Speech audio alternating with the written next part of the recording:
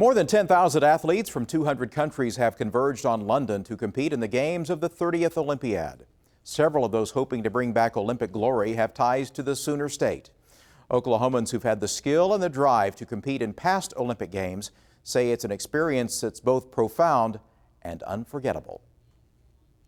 There will be a certain Oklahoma flavor to this year's Olympic Games, with 4 members of the Oklahoma City Thunder competing for medals in London.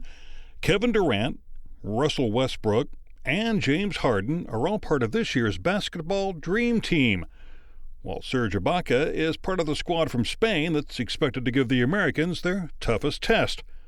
From wrestling to gymnastics to track and field, Oklahoma has a long history of Olympic success.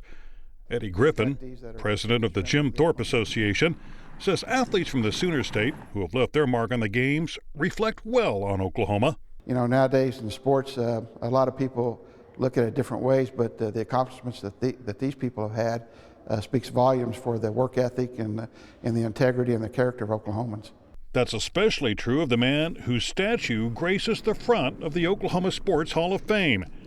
Jim Thorpe has often been called America's greatest athlete. This year's Olympiad marks the centennial of Thorpe's amazing accomplishment in the 1912 Games in Stockholm, Sweden, where he won both the pentathlon and the decathlon, a feat that has never been equaled. I mean, that's a huge accomplishment, and that's from an era that they didn't have all the training methods that they had nowadays. He was just an exceptional athlete. He was a man before his time, and we're very proud that he's an Oklahoman.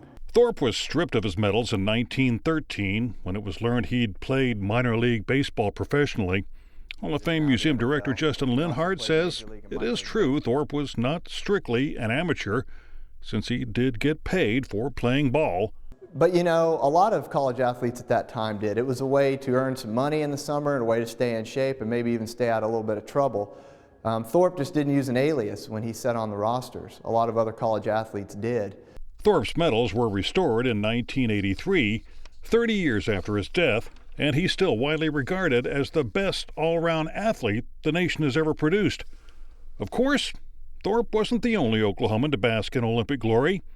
There's Shannon Miller from Edmond, who won a total of 7 gold medals in the 1992 and 96 Olympics, making her the most decorated Olympian in Oklahoma history. Another Olympic great is Oklahoma State University wrestling coach John Smith, who Linhart calls one of the best wrestlers the state has ever seen.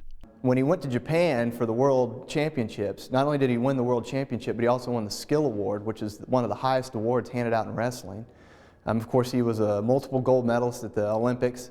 Smith won the gold in both the 1988 and 1992 Olympics, and is a volunteer coach for this year's U.S. team. Wayne Wells is another Olympian who calls Oklahoma home. The former University of Oklahoma wrestler made the Olympic squad for the 1968 Games in Mexico City, but didn't take home a medal, finishing 4th that year. But I realized that I could hunt with the big dogs, because I only got beat on experience, and so I stuck around for another 4 years. The result was a gold medal in 1972 at the Games in Munich, an achievement that was all the more remarkable for the fact that Wells was suffering from a separated and displaced rib, enlarged spleen, and injured knee.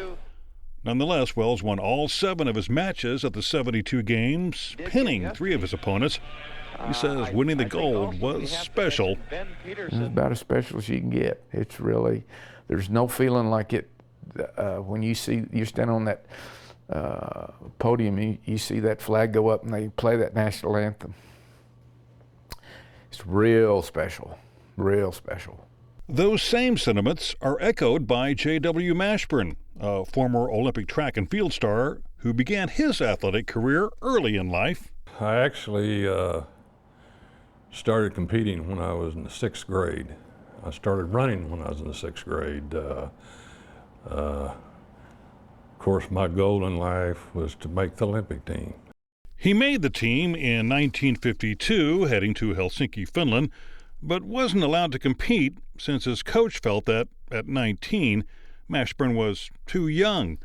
But by 1956, Mashburn was headed to Melbourne, Australia, where he helped the United States win the 4x400 relay, a victory that really hit home when he was awarded the gold medal. 90,000 plus people in the stands cheering on that victory stand, and then they start playing the national anthem.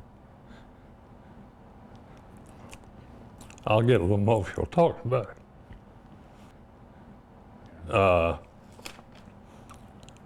But you hear those people cheering and that flag goes up, and you know that you're one of the best in the world. And if you can stand up there and stay dry-eyed, something wrong with you. A long list of Oklahomans have appeared on the medal stand, including gymnast Bart Connor, who scored a perfect 10 on the parallel bars in 1984, helping the U.S. men win their first team gold. Former Sooner great Wayman Tisdale was a member of the '84 U.S. squad that captured the gold medal in basketball. And in softball, former OSU pitcher Michelle Smith helped the U.S. to gold medals in 1994 and again in 2000. Those athletes and more are part of the rich legacy of Oklahomans who've competed and won on the Olympic stage.